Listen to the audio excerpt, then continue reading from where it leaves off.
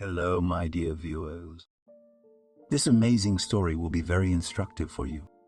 It is very interesting and beautiful. I wish you enjoy watching it. It had been raining all week, literally flooding the neighborhood. But on this particular day, the sun had been shining brightly since morning, as if to please what was happening. Amber stood in the sunlight and couldn't believe that the nightmare of the past few years was over. "What's the matter with you?" The guard's voice came from behind me. "Run away, girl, without a backward glance, and don't get caught again." The girl, as if trying to shake off the past, jerked her skinny shoulders and hurried toward the bus stop.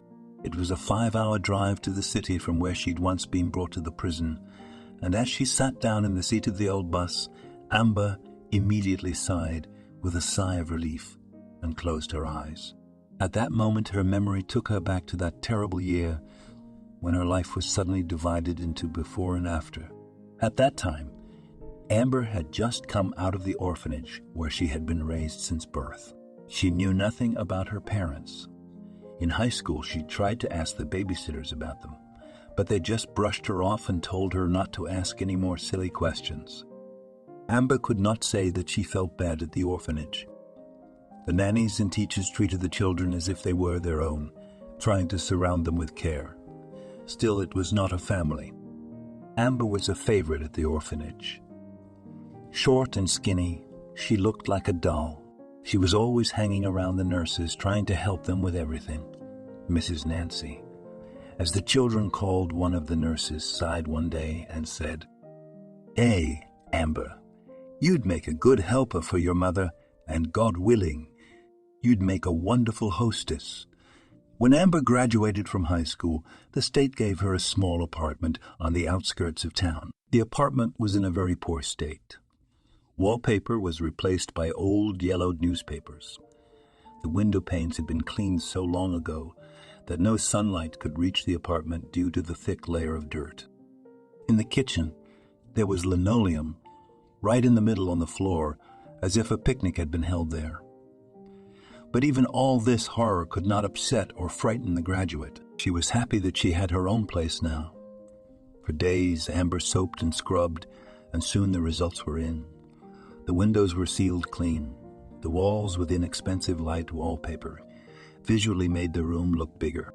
Amber didn't have enough money to do everything at once, so the linoleum in the kitchen was left unreplaced, but carefully washed and covered with a burlap rug given to her by Mrs. Nancy. Luwak, the orphanage janitor, helped with the furniture, went to the director himself, and asked him to write off some of the old stuff. "Caroline Peterson, honey," he began, walking into the principal's office. "I looked around. Some of our furniture is so old that I might be the same bed as my son. So I thought, let's write it off and give it to our housewives for the first time." Looked at the director, belittling look, he continued, "So the furniture can still be used, but for the orphanage should be updated." The headmistress, listening to him, carefully read the handed list, which had been thoughtfully brought by Scott Lukek. Then, with a feigned sternness, said, "I see you've done your homework, Luwek, even putting in the year of purchase depreciation. I bet our accountants helped." "Huh?" He smiled and nodded. Scott Luwek had already realized that the agreement had been obtained, having worked with Caroline for many years. He already knew that when she made a serious face like that, then immediately after that she would smile and say the standard phrase, "You know how to get your way. And you know when to approach, go to work. I'll think about it." In fact, it always meant in such cases that the answer would be yes. That time, too, the graduates were soon happily taking their old, but still quite passable, furniture to their new homes. For young guys with no in-laws or dowries, it was a regal gift. Amber got a bed, a small nightstand, a desk, and a pair of chairs. She used the school desk, which had been scratched out with declarations of love between generations, as a kitchen table. The same Mrs. Nancy had brought from home a simple but still decent set of bedding and a couple of curtains for the room in the kitchen. This was how she had begun her independent life as an adult. In her later years in high school, she dreamed of becoming an architect, painstakingly preparing for admission. But the competition was too tough, and Amber almost did not get the necessary points for admission. But she wasn't discouraged, deciding that she would get a job, and in a year she would pull herself up. She already knew what would be required for admission, and she was confident that she would learn everything. Just in the first few days after graduation, Amber took a job at a coffee shop near her home. The place was small, with only 15 tables, but very cozy. Visitors came all very decent, and the owner, Manuel Gomez, is very welcoming and kind.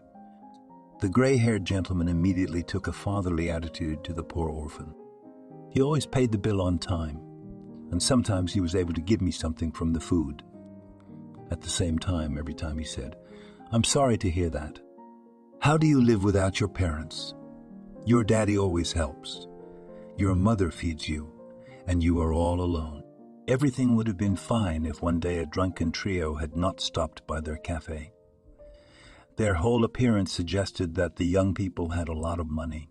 Their expensive clothes, gold jewelry, and other trappings of a rich life testified to the exuberance of the rich and well-to-do.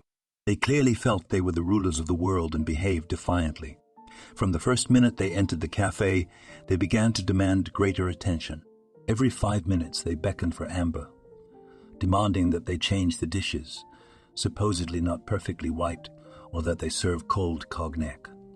As she approached their table, one of them kept trying to grab her arm or put his arm around her waist.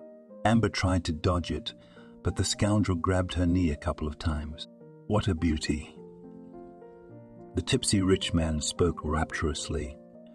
"You could paint a picture, and I could be your painter. I'll make you squeal with delight." The company laughed disgustedly, and Amber, having brought the order, tried to quickly leave for the kitchen. There the owner was reprimanding the cook. Amber went up to him and spoke tearfully. "Manuel Gomez, I'm begging you, do something. I can't serve that table anymore. They're disgusting, and they're shoveling with their hands." He looked at the girl with sad eyes and said quietly, "Daughter, what do you mean I don't want to and I can't? Work is work. Manuel doesn't want to either, but he goes." He put his arm around Amber's shoulders and added, "You bring the order and don't say a word, go away. They'll away. They'll see you're proud, they'll let you go." But the guys seemed to be the type who were used to getting their own way, and it would be a shame to lose such a pretty girl. Amber did have beautiful features and a perfect figure, short in stature, with thick, long braids and sky-blue eyes. She would have looked perfect in any picture or glamorized on the cover of a magazine. There was something pure, innocent about her that often drew the eyes of visitors, making them admire such beauty. But the tipsy guest didn't seem to have enough to look at. He decided to go further. A long corridor separated the kitchen from the hall, where the visitors were seated with several service rooms on each side. How and when a drunken major had snuck in was unclear. But as Amber returned once more to the kitchen, someone grabbed her by the arm and pulled her into a small room. The room was completely dark, windowless, and the janitor kept her inventory in it. Someone breathed the pungent smell of alcohol into Amber's face. The scoundrel covered her mouth with one hand and tried to hug her with the other. The scoundrel whispered angrily, "So, doll, did you think it would be so easy to get away from me? I've never had anyone turn me down before. You're such a prude, too. I'm going to teach you how to behave with customers." Amber pretended not to resist, but quickly searched the darkness for anything that would help her. Almost immediately, her fingers found a glass object like a vase. Then she remembered the moment and didn't understand how she had gained so much power. After a moment, Amber twisted sharply and struck her attacker with the object she had found. Immediately yanking the door open, she ran out into the street. Popping out into the courtyard of the cafe, the girl cowered in a corner and burst into tears. Amber felt completely defenseless. She became very scared. At that moment, a rich man was beating madly in the cafe, a bloody bruise on his forehead, and he was spitting at the owner. "Have you no brains at all? I'll burn down your whole joint, and I'll sue that girl." She could have smashed my head in, and it was a good thing my head went sideways. Where's the bitch? He immediately called somebody, and in 15 minutes a policeman came into the cafe. He obviously knew the three of them well. After shaking hands with everyone, he passed to their table and started talking to them about something. After chatting with the major, the policeman approached the owner of the cafe and sternly asked, "Where's the attacker?" "Call it in. I'm taking her in." Manuel Gomez, having sent the bartender after Amber, began to persuade the officer of the law. What kind of criminal is Amber? The girl is all alone. No mother, no father. Very nice. The gentleman touched her, molested her. She grew up in an orphanage. Poor thing, take pity on her. Son. The man only snorted angrily at the old man and answered briefly, "I'm not your son." I know these orphans. They act like they're so quiet, and when they get the chance, they poke a knife in and pull a knife. Amber was taken to the police that day, and everything spun out like a nightmare. The cell, the interrogations, the trial. The bastard's father turned out to be some influential businessman in town, and her son quickly made up a bunch of references. It turned out that Amber had managed to give the big guy a concussion, although it was clear that there was obviously nothing to concuss. They also mentioned the psychological trauma that the scoundrel had inflicted on the girl rather than the girl inflicted on him. As the verdict was read in the courtroom, the trio of highlights in the front row smiled. As Amber was being let out, Manuel Gomez approached. He had been trying to support her the whole time, so he came to the meeting. Wiping away a tear with his hand, he said, "Hang in there, daughter. And I'm sorry I didn't help. His father bought everything from him, paid for everything, but you'll get out. Come to me. There will always be work." Amber, smiling sadly, waved to him and went under escort to a new, terrible life for her. All the years she had spent behind bars, Amber had been in good standing. She always met her sewing quotas and sometimes even exceeded them. They sewed linens for hospitals and sanitariums, and Amber was pretty good at it. Her cellmates, hearing her story, persuaded her to apply for parole. But the guard who overheard this conversation, having had her moment, quietly said, "Amber, don't even try. It won't work. Your victim came to see the warden a month after you got here. They say that he persuaded him to punish you to the fullest so that you would serve from call to call without any indulgence. I'm sure he found something to make it up to you, since you've been banned from parole. So hang in there." The elderly guard had been very kind to Amber from day one, and the inmates speculated that maybe she was also an orphan and that she felt sorry for the girl.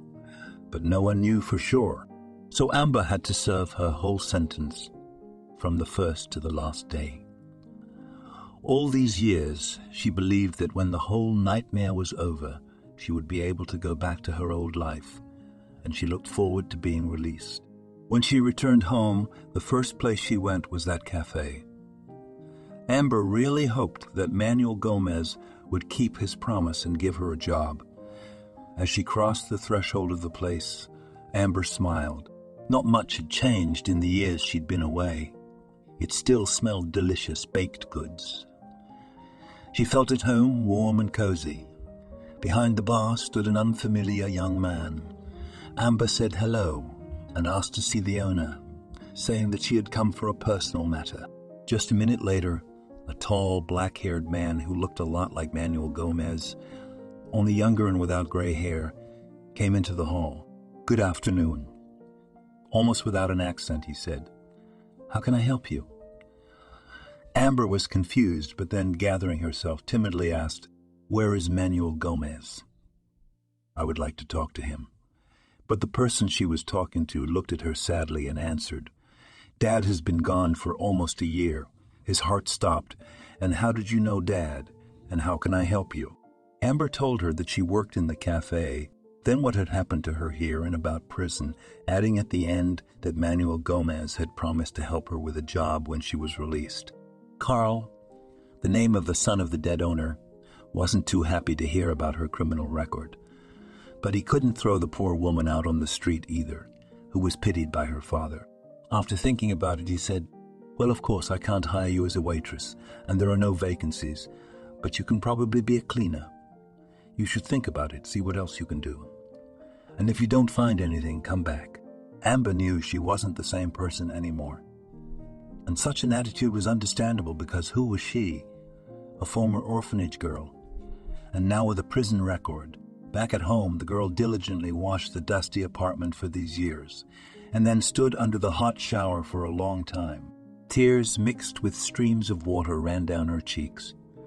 In the morning, after cleaning herself up, Amber went in search of a job. She didn't want to be a cleaning lady.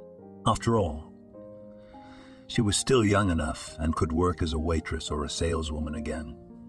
In the girl's mind, there were only retired women working as cleaners, and she could still learn a lot, or even master some kind of profession, from the morning until almost the evening. Amber went to organizations, cafes, and stores, trying to get a job, but everywhere. As soon as they found out she was sitting, they immediately found a reason to turn her down. When she returned home, she began to think about Carl's proposal. She decided that, after all, it did not matter who or where she worked, as long as she got paid for it. She had to make a living after all. The next day, she went to a cafe and told Carl that she was ready to start the same day. He agreed. Every day, Amber began cleaning what had become an almost familiar place. She washed everything thoroughly, and after a couple of days, the owner even complimented her. "Wow, you're so clean and diligent," Carl said. "It's strange that you were brought up in an orphanage. For some reason, I thought they didn't teach you all that stuff there. After all, over the years, someone has been washing, laundering, and cleaning for you." Amber laughed merrily in response and replied, "That's the nonsense. We are not the lasses of the world. They taught us everything there and asked even stricter questions than the daughters in our families. We cleaned our own rooms and did all our own laundry and darning in high school. Mrs. Broadus, the laundress who worked at the boarding school, did all our laundry, and they taught us how to cook. I couldn't make fancy dishes, of course, but I could make soups and cutlets." One day, as Amber was cleaning the lobby before she entered the hall, her attention was drawn to the company at one of the tables. A group of well-dressed young people were celebrating an engagement or a wedding. A beautiful girl in a beige pantsuit was gazing lovingly at a boy sitting nearby, who was chatting intently with a friend about something. The company was small, just a couple of girls and boys, except for the heroes of the occasion. The young people were cheerfully proclaiming toasts and raising their glasses. At that moment, Amber felt so sad that she wanted to cry because she was only a couple of years older than the group. But she had never been able to have so much fun and relaxation in her life, let alone look at someone so lovingly. Amber had never met a guy before in her life, never held his hand like a pretty girl at her table, never kissed like they did on this day. Amber's thoughts were interrupted by the groom, who was under the table trying to pass something to the bridesmaid's friend while she wasn't looking. The girl immediately got up quickly and left the hall. Amber pretended to carefully wipe down the mirror in the foyer while she continued to watch the pretty girl in the short leather skirt.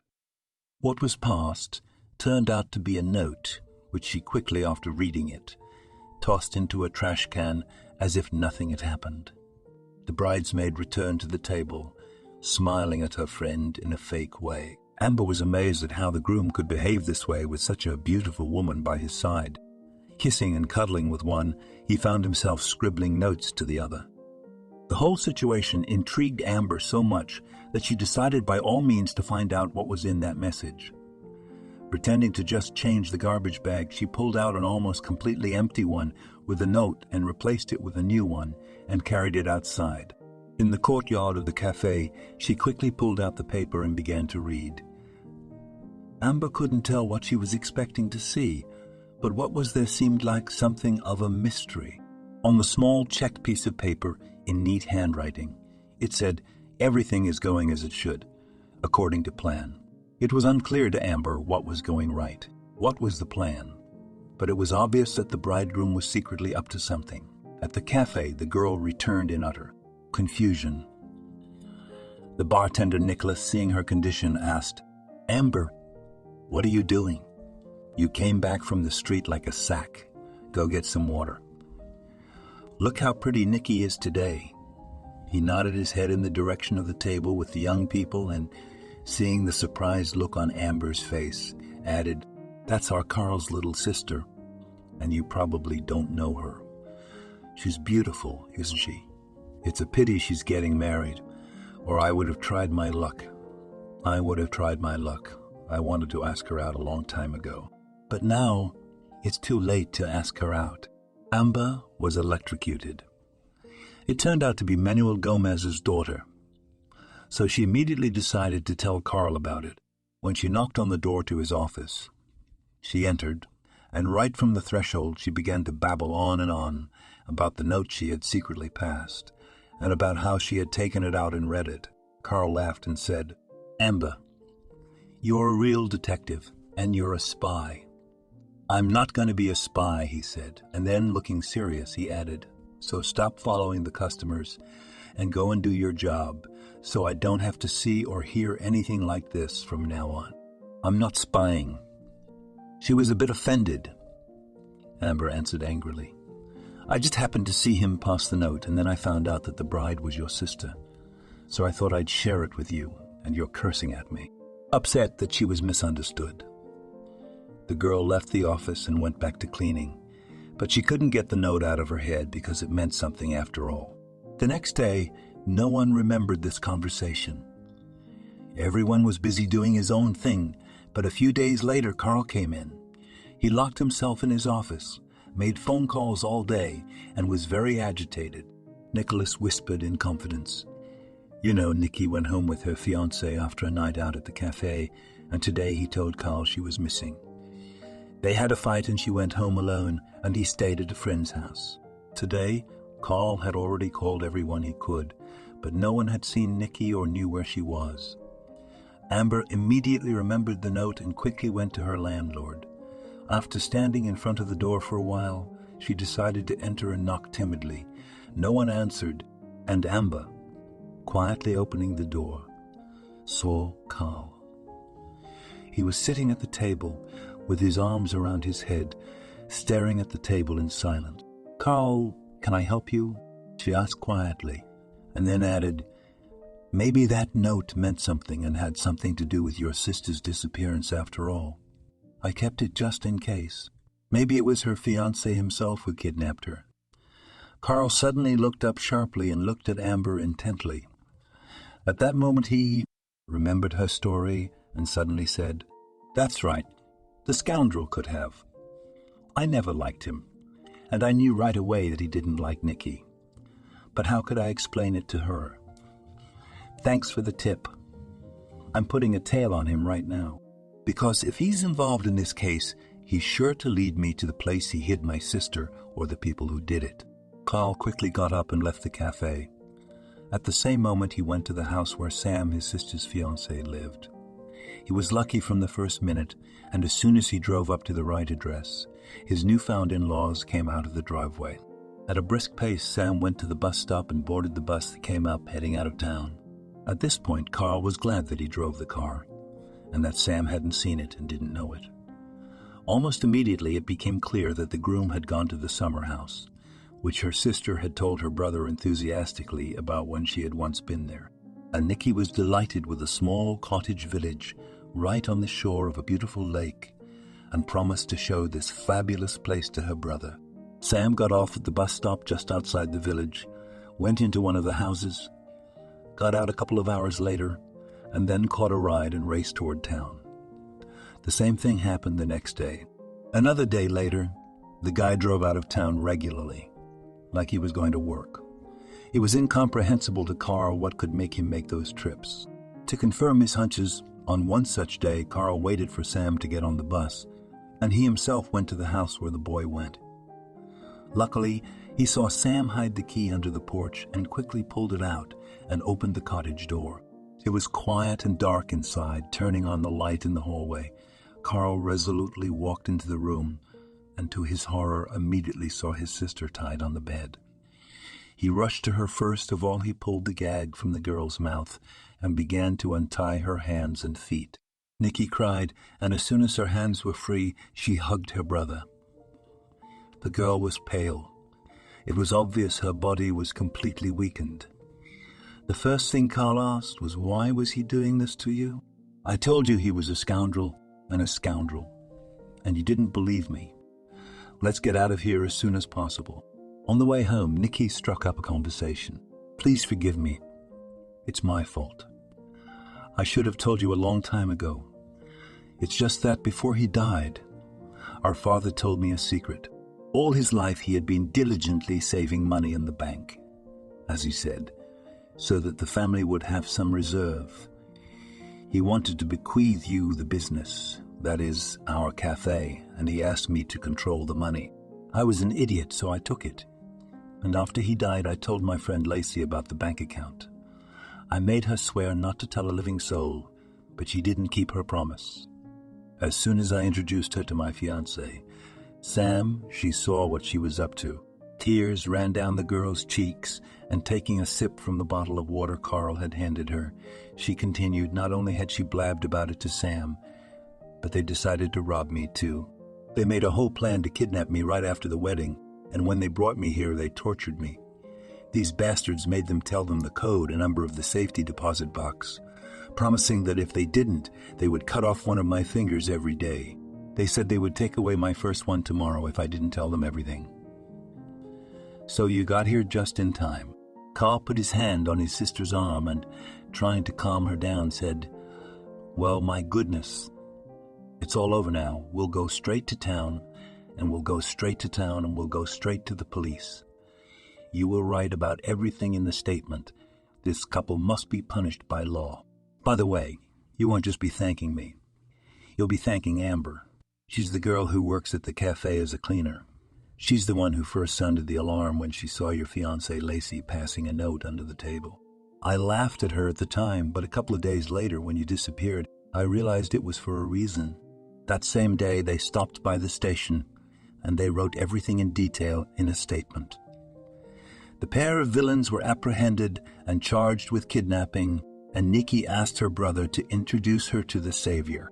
The girls became instant friends. They were about the same age. Nikki was only 5 months older than Amber. Carl, in turn, pleased Amber with a promotion. He promoted her from janitor to receptionist.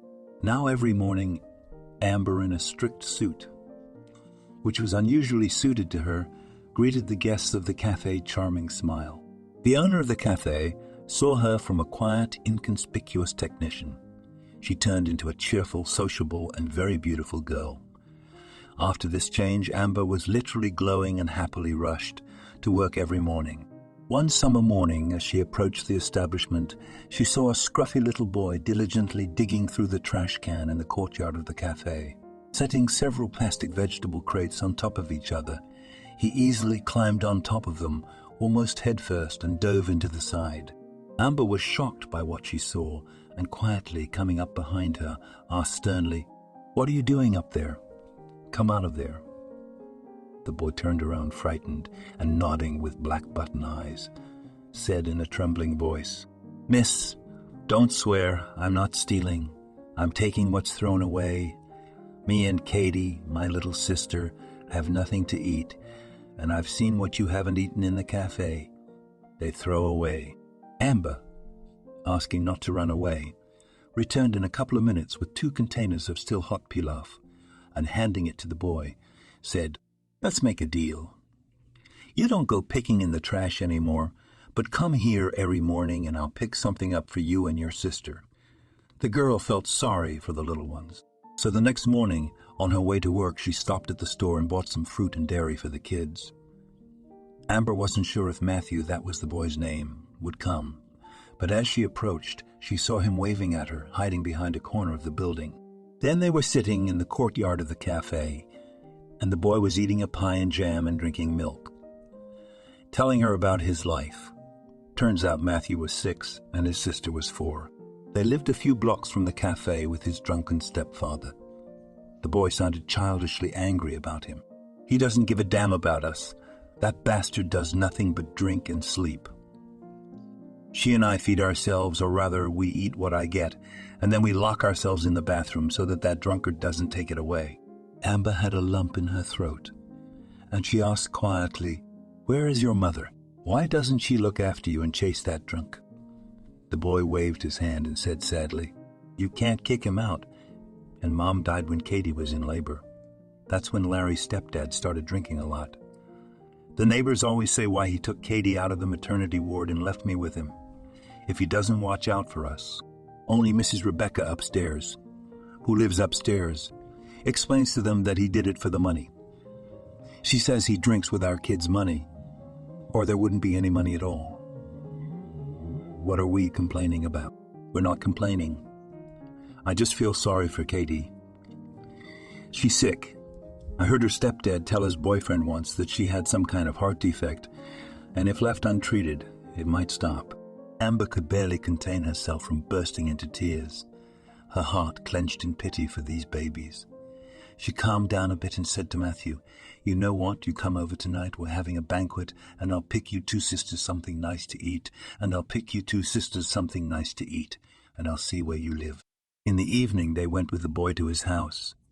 Amber said she wanted to help him carry the groceries and meet his little sister.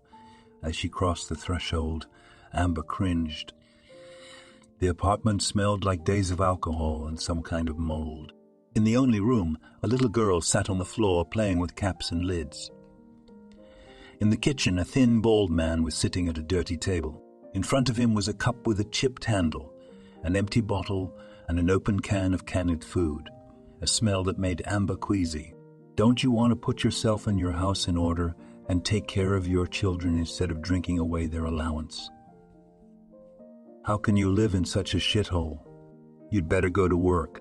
The man looked up from his swollen eyes, and Amber realized he was completely drunk. He mumbled, barely moving his tongue, "Who are you to tell me how to live my life? Get out of here, you fool." The girl came close and literally growled through her teeth.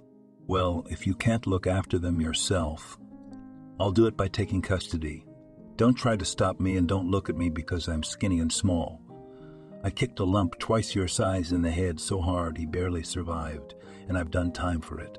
So if anything, I ain't stopping for nothing." When she looked around and saw that none of the children were around, she said a few more words to him, but in a language he understood well.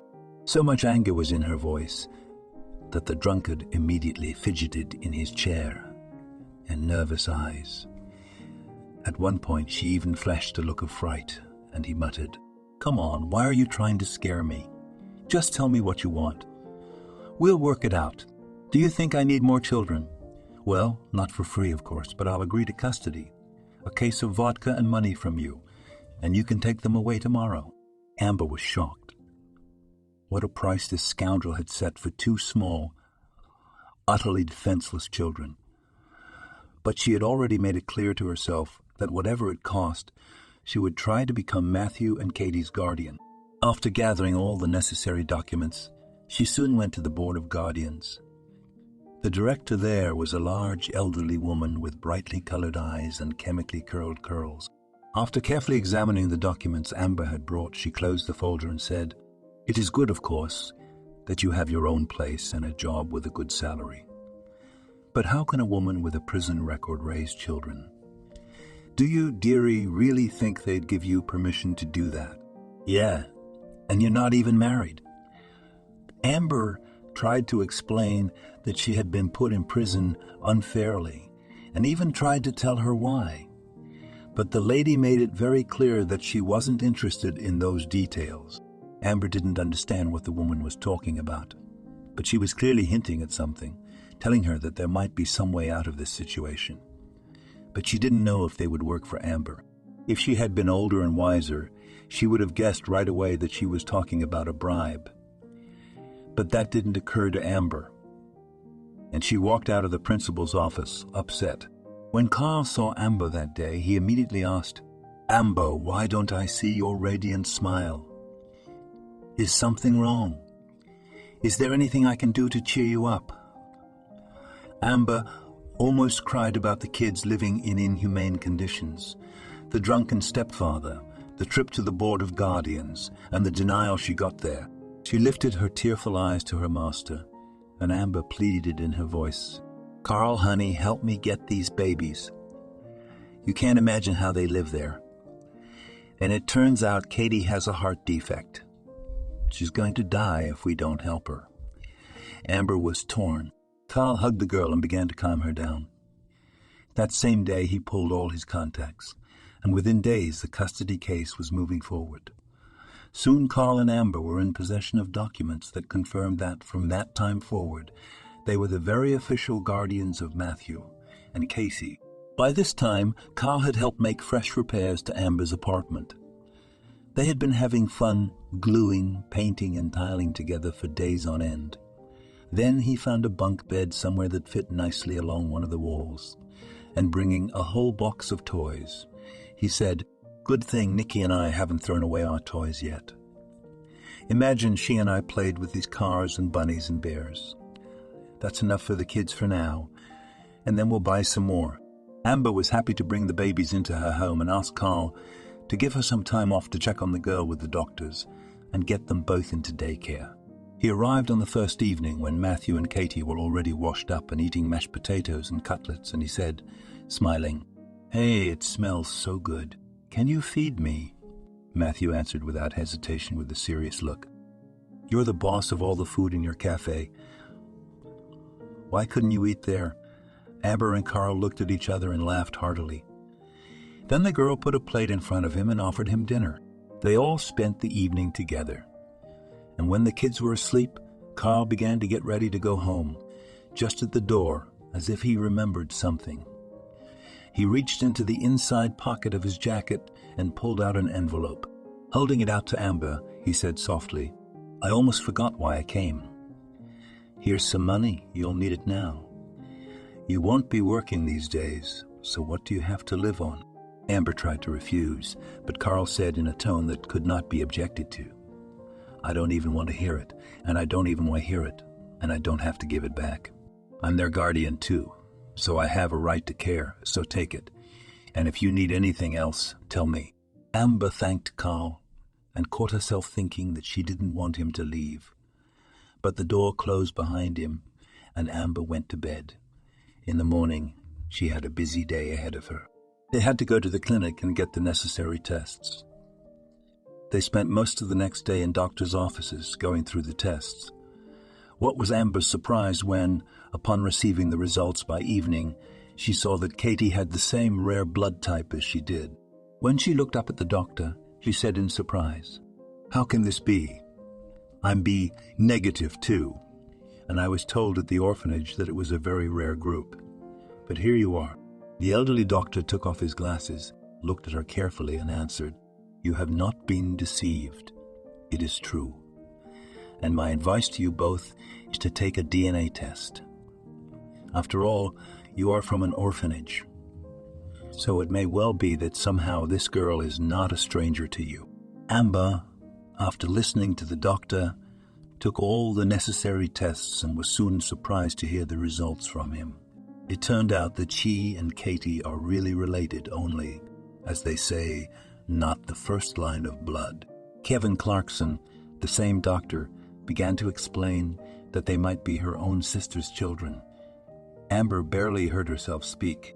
"What sister? I don't have anyone. I've been alone all my life in an orphanage."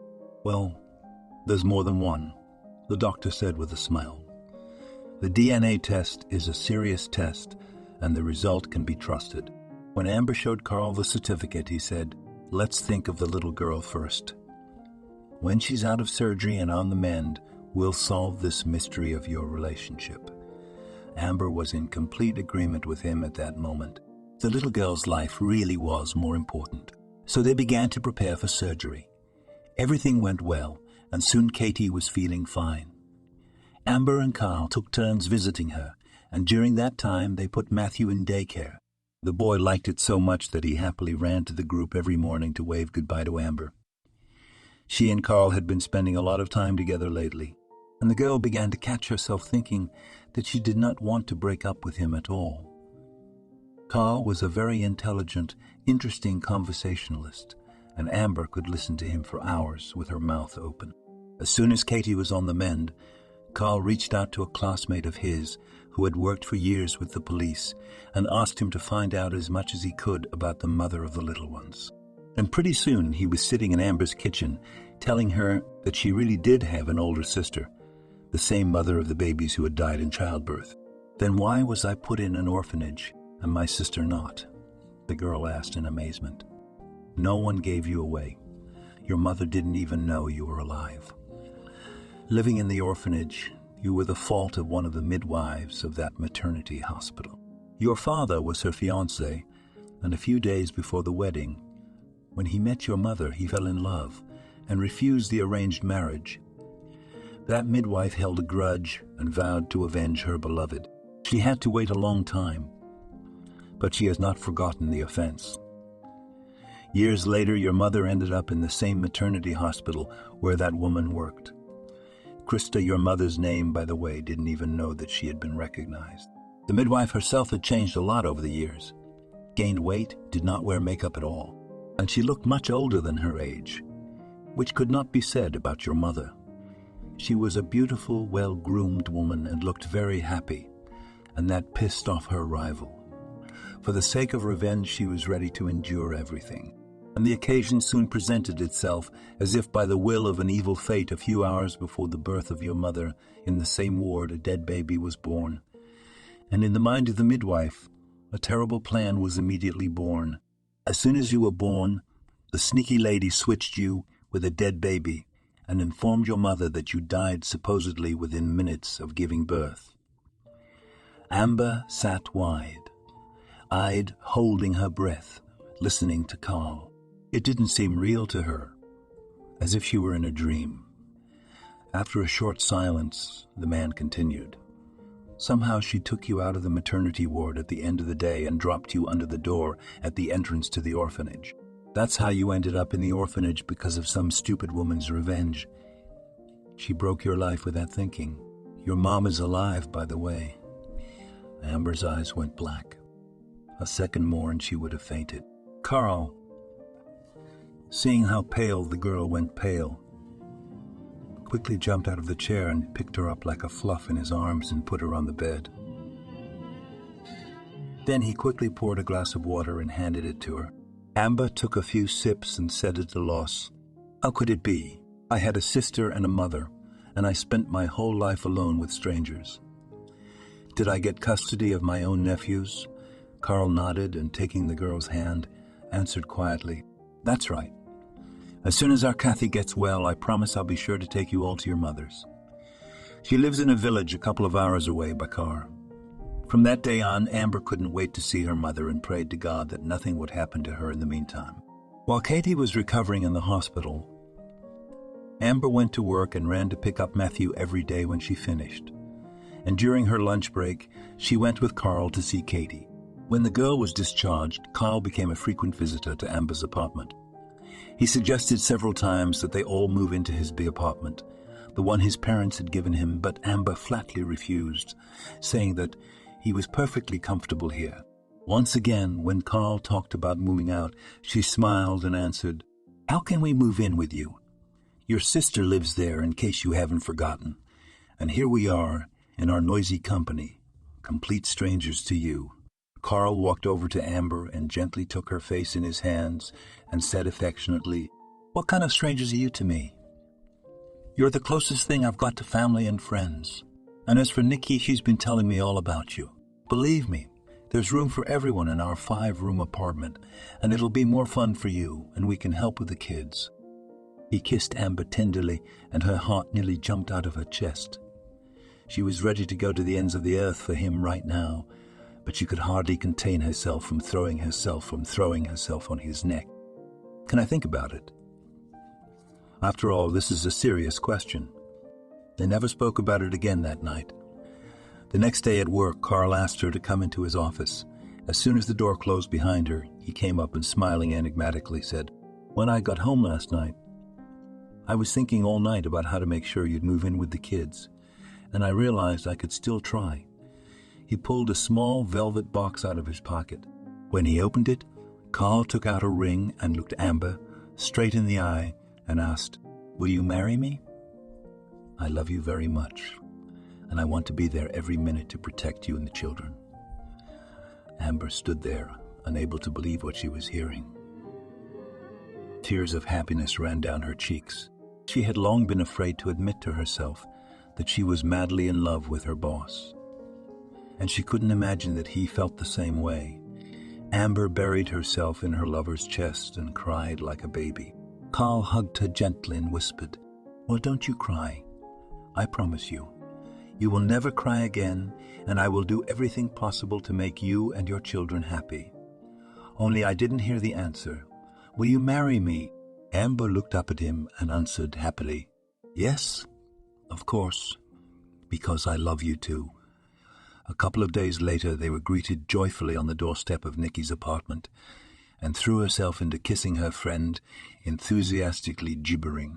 "You can't imagine how happy I am that we'll all be together now. I thought no one would be able to win my brother's heart. But when you showed up, I was so happy. We'll have another wedding, and then we'll get on with our lives."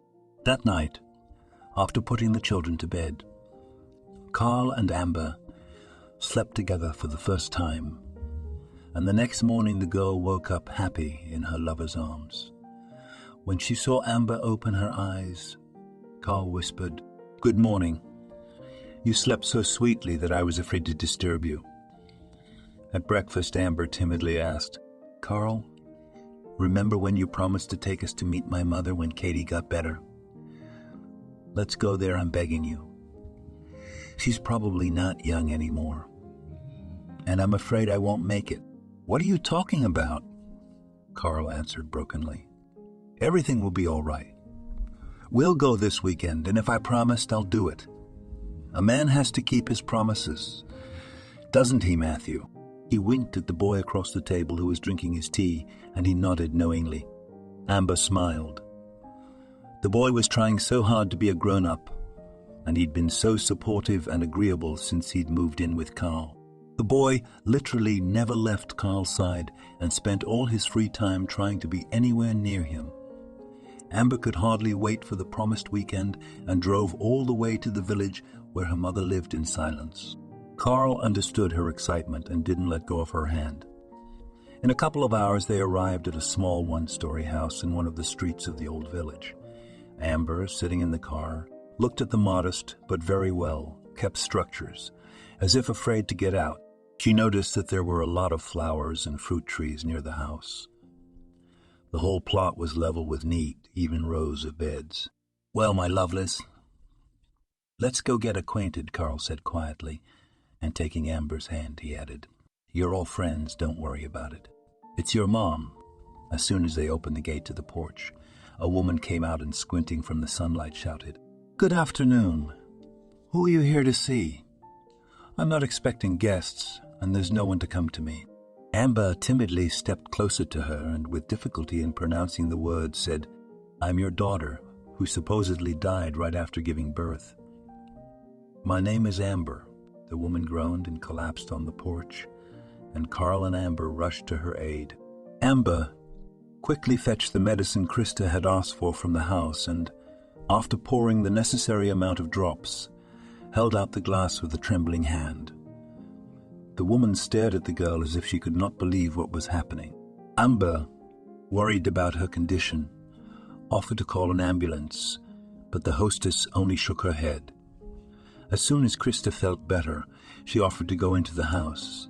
They hugged and cuddled for a long time, telling each other about their past lives. Amber wept about how she had missed her mother's affection, how lonely it had been in the orphanage, and how painfully long the years of prison had been. Krista, in turn, told how she and her father, who had been dead for several years, had suffered her and Amber's death, and how they had tried to have children again later, but God had never given them any more. "But there was also my sister," Amber asked, surprised.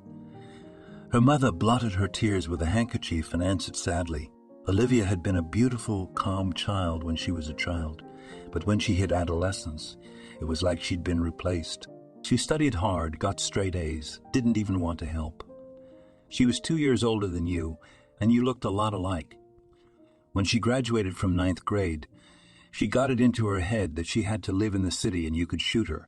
We had a big fight about it at the time. And she said she could do without her parents' help and went to town. I haven't heard from her for almost 8 years now. Somebody had seen her in town with the baby. Amber, putting her hand on her mother's wrinkled palm, said sadly, Olivia had died in childbirth and was left with 2 small children. The woman put her hands to her chest and spoke in a trembling voice. My God, what is this? One daughter is alive, but the other one is dead. What about the kids? Where are they? Carl and I took custody of them. Amber answered. You'll get to know them. Next time we'll take them with us. We just didn't know where we were going today. They sat there for a long time, looking at the pictures in the album. This was the first time Amber had seen her father and mother in the years when she was supposed to be born. Mom was indeed very beautiful when she was young. Her sister Olivia looked more like her father, a tall brunette with dimples on her cheeks. Amber stared at each picture for a long time, as if trying to memorize it. In the evening, as they parted, they invited her mother to the upcoming wedding. Amber, smiling, said, We're not going to celebrate much. It's just dinner at Carl's Cafe for the closest people, and you're my closest and dearest person. Carl, smiling, added, What about me? I'm near and dear too, and by the way, not in mine, but in our cafe. He kissed his bride, and they waved to Krista, got into the car, and went home. And Krista looked after them for a long time and smiled happily. After her husband's death, she no longer wanted to live. It seemed that there was no sense in it anymore. The only daughter who had turned her back on them, she did not even know that her father was gone. In all the years since the quarrel with her mother, she had not sent a single word, as if she had cut her parents out of her life. Krista was happy again now that she had her youngest daughter and 2 grandchildren. Almost every weekend, Amber and Carl tried to stop by the village for a couple of hours to visit her mother. Several times, when they arrived with the little ones, they gave in to their entreaties to spend the night at Granny's, as they affectionately called her, and the children squealed happily, lying down in their arms on the big iron bed. A month later, Amber and Carl were married, and the girl, just as Nikki had once sat at the wedding table, gazing lovingly at her husband. The closest people were there, with her mother sitting next to Amber. She, admiring the newlyweds, blotted her eyes with a handkerchief and hugged Katie, who was clinging to her. Matthew was dancing on the court with Nikki, and then, out of breath, he flew up and mumbled, Amber, I'm going to marry Nikki too. She's so pretty. And she said she would. Everyone laughed merrily, and Carl patted the baby on the head and said, Well, first of all, buddy, you're not getting married. You're getting married. And secondly, you need to grow up and get a degree, get a job. Or how are you going to feed my beautiful sister? Kid didn't get confused. He reacted very quickly to everything and immediately blurted it out. I can't wait. I have to go now, and Grandma or Amber's mom will feed me. Grandma's porridge is so good, I almost swallowed my tongue. Krista laughed and answered her grandson, I'd be happy to cook porridge for everyone. You're a young man, aren't you? He's getting married, and we're gonna feed him, Amber. That's all right. A pretty girl like Nikki can do it. Everyone laughed again, and at that moment, Amber felt like the happiest man alive. She now had a family, a beloved husband, and a mommy.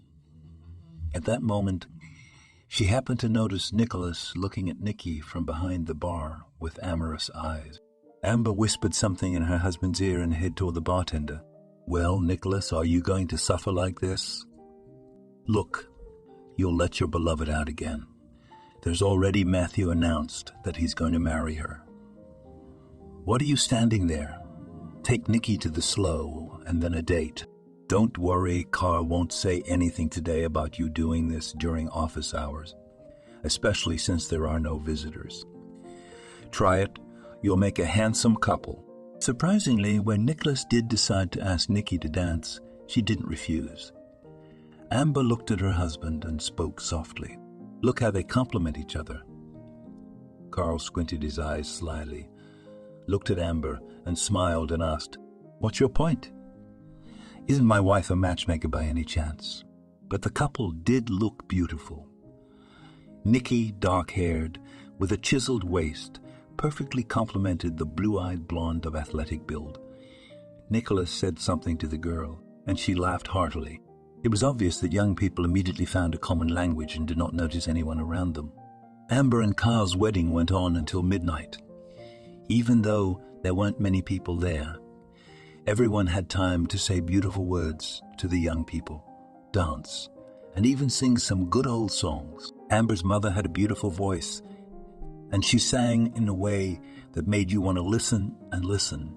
The girl looked at her mother without tearing herself away and regretted only one thing, that so many years of their companionship had been missed.